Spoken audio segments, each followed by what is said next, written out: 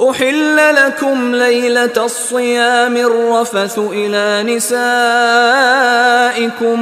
هن لباس لكم وأنتم لباس لهن علم الله أنكم كنتم تختانون أنفسكم فتاب عليكم وعفى عنكم فالآن باشروهن وابتغوا ما كتب الله لكم وكلوا واشربوا حتى يتبين لكم الخيط الأبيض من الخيط الأسود من الفجر ثم أتموا الصيام إلى الليل ولا تباشروهن